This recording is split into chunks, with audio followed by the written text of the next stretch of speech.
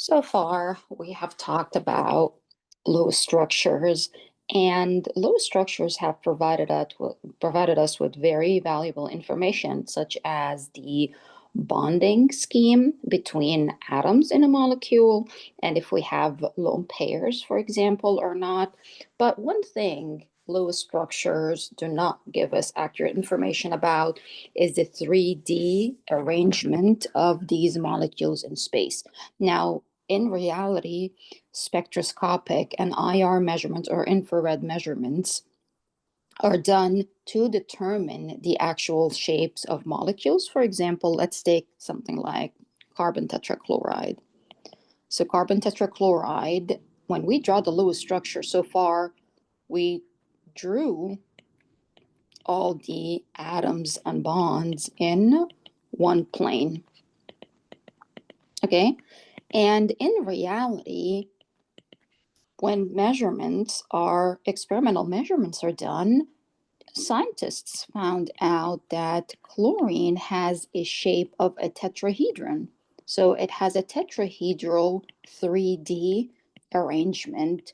And because of this tetrahedral 3D arrangement, we get bond angles, right? Like, for example, it was found that the bond angles in this tetrahedron is 109.4 degrees, which again, something the Lewis structure did not provide.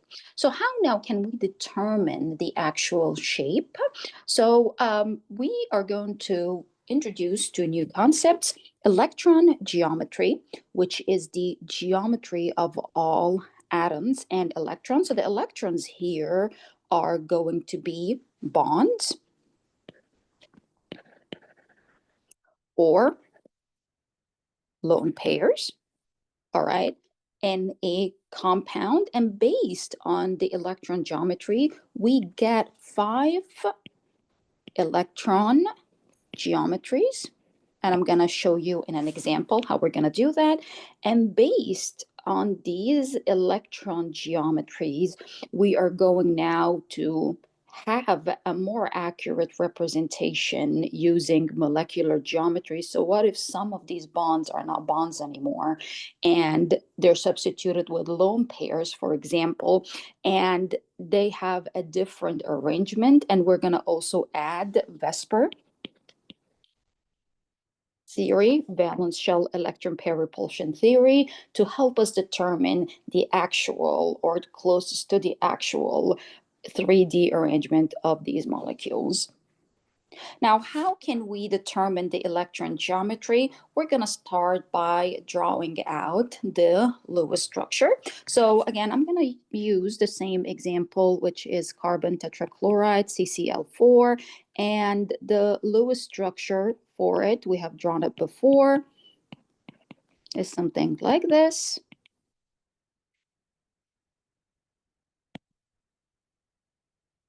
All right, and we're now going to determine how many electron groups. So again, the electron groups will account for both bonds and lone pairs. So we have here 1, 2, 3, 4, and this is around the central atom. Again, this electron geometry is based mainly on the central atom. So the central atom right here is carbon, is surrounded by 4 electron groups, which are bond pairs. And if you have bonds that are double or triple, these are counted as one bonding group. Like, for example, if we have something like CO2, so CO2 is drawn like something like this, okay? And you have here you have 2 electron groups, not 4, because the double bonds are counted as one bonding group. Okay, and then we're going to use the table right here to match the electron geometries to the molecules. All right. And I'm going to talk about complex atoms, complex molecules in a different video. If you do not have one central atom, we can start looking at these interior atoms separately and assigning electron geometries. So going back, so if you have two electron groups, it becomes linear. So this is a good example right here. In carbon dioxide, I have two electron groups, so this becomes a linear molecule, okay? While something like carbon tetrachloride has four electron groups, becomes a tetrahedral. So as we mentioned before earlier, that carbon tetrachloride is going to look something like this, a tetrahedral. Okay. All right. And this, by the way, you are required to memorize. Okay. This all electron and molecular geometry, memorize electron geometry.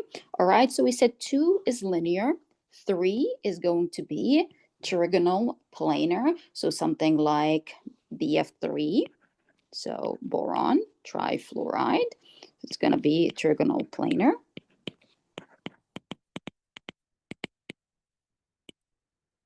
Okay, and tetrahedral we discovered, we talked about this before. And then 5 is going to be trigonal bipyramidal. And lastly, we have, so trigonal bipyramidal is going to have 5 electron groups, so something like arsenic, pentafluoride. So arsenic, pentafluoride, let's draw the Lewis structure of it very quickly. All right, it becomes arsenic in the middle right here.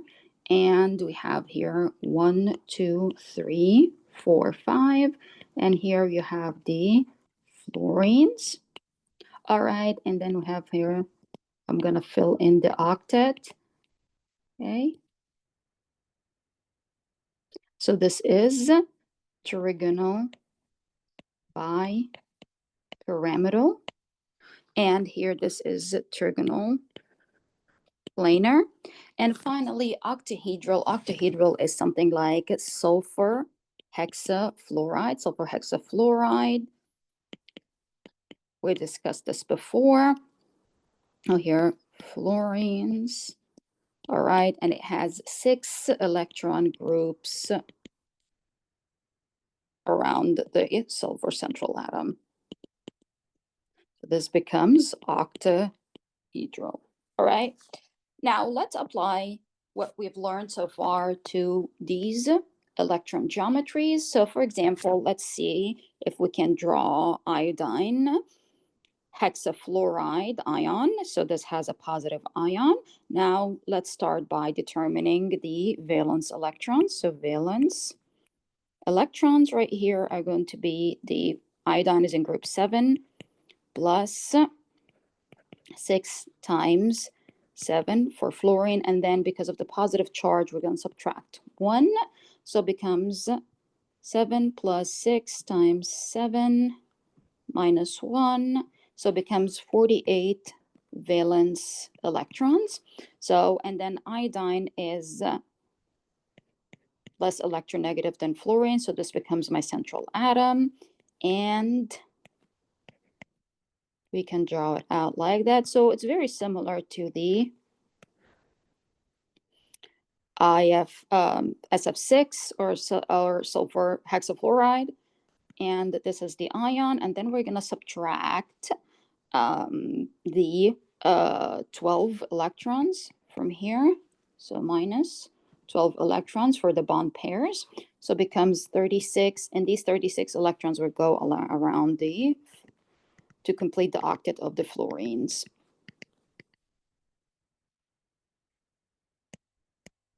All right, and in this case we have, let's highlight the groups, so have 1, 2, 3, 4, 5, 6. So the electron geometry is, so I can say electron geometry is octahedral.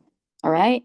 Now let's go to something like phosphorus trihydride. Phosphorus trihydride looks a little bit like ammonia, is very similar to ammonia, NH3, right?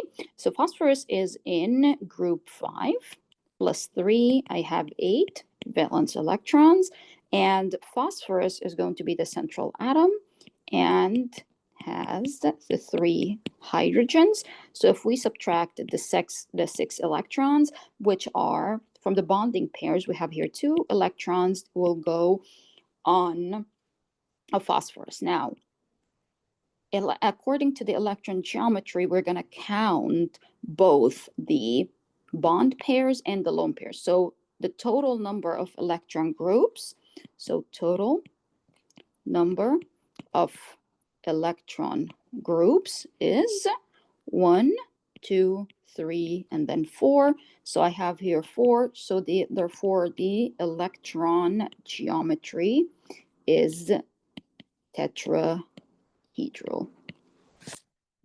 All right, so this is a tetrahedral geometry. Now, last one is the sulfite ion. So the sulfite ion, let's count how many valence electrons. So we have here 6 plus 6, so 6 for sulfur, and then times 3 plus 2, which are from the negative charge.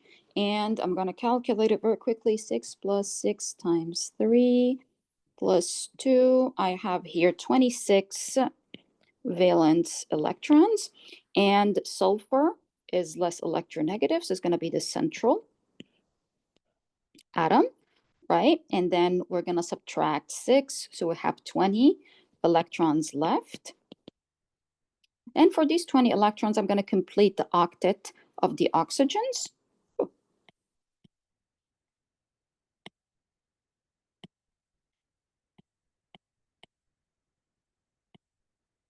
Okay, so we have here, and we have here 2, 4, 6, 8, 10, 12, 14, 16, 18. And if I have 2 electrons, they will go on the central sulfur atom. And let's move this on here a little bit. And do not forget the 2 minus charge that for the ion. And let's now calculate the formal charges. So the formal charge for oxygens, the oxygens are going to be the same formal charge. So if we can calculate one, they'll be the same for the others. So we have here 6 valence electrons minus the 6 lone pairs minus the bond pair, which is 2 times a half right here, and this should give me a -1. So -1 for all of them. And then let's calculate also the sulfur. Let's see if we can get rid of this. Okay, and the sulfur right here is going to be 6, because sulfur is in group 6, minus the 2 electrons, minus 2 for 6 bond pairs times a half. And let's calculate this. This should be a plus 1. So we know that the formal charges are quite high. So we need to minimize the formal charges. So what's going to happen is one of the lone pairs of the oxygen is going to form a bond. And this is applicable because sulfur is in the third period of the third row periodic table, so it can form an expanded octet. And then the new formal charge is going to be a 0 and a 0 here. So we minimize the formal charge, which is good. And for the sulfur, now if we try to add one more extra bond, now sulfur is going to be a -1, and then this is not accurate because sulfur is less electronegative the